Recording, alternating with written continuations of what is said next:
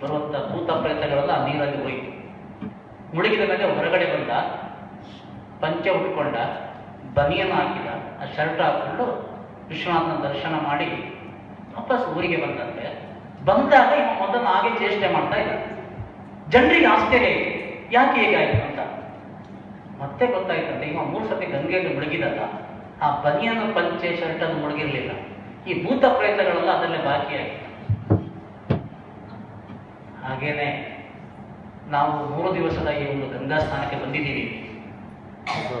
ಬಂದಾಗ ಊರಿನ ಕೆಲವೊಂದು ಚೇಷ್ಟೆಗಳು ನಮ್ಮೊಟ್ಟಿಗೆ ಬಂದಿರಬಹುದು. ಸಂಘಟನೆಗೋಸ್ಕರ ಜೀವನ ಶ್ರಮಿಸಿದಂಥ ಅನೇಕ ಹಿರಿಯರ ಒಂದು ಮಾರ್ಗದರ್ಶನ ಎಲ್ಲವೂ ಇಲ್ಲಿ ಆಗಿರುತ್ತೆ. 3 ದಿವಸಕ್ಕೆ ನಾವು ಪಾವನರಾಗಿದ್ದೀವಿ. ಈ ಹಾಲ್ ಬಿಟ್ಟು ನಮ್ಮ ತುಂಬ ಕಾರುಗಳು ಕಾಣ್ತಾ ಇದೆ ಅಲ್ಲಿ. ಆ ಕಾರಿಗೆ ಅಲ್ಲಿ ಕೆಲವೊಮ್ಮೆ ಭೂತ ಪ್ರೇತಗಳು ಕಾರಲ್ಲಿ ಇರ್ಬೋದು, ಅದರೊಳಗೆ ಬರಲಿಲ್ಲ. ನೀವು ಕಾರಿಗೆ ಕೂತ್ಕೊಂಡಾಗ ಅದೇ ಗಂಡ, ಅದೇ ಮಕ್ಕಳು, ಅದೇ ಅತ್ತೆ ಮಾವ, ಅದೇ ನಾದಿನಿಯರು, ಅದೇ ಭಾವ ಮೈಥುನ, ಅವರ ಕಿರಿಕಿರಿ, ನನ್ನ ವ್ಯವಹಾರ, ನನ್ನ ಸಾಲ, ನನ್ನ ಫಂಡ್, ನನ್ನ ಕೆಲಸ, ಇದೆಲ್ಲ ಭೂತಗಳು ಮಾತ್ರ ವಾಪಸ್ ಬರುತ್ತೆ. ಇರಲಿ, ನನಗೆ ಅದೇ ಆಗಬೇಕು ಅಂತ ಆಗಿಬಿಡುತ್ತೆ.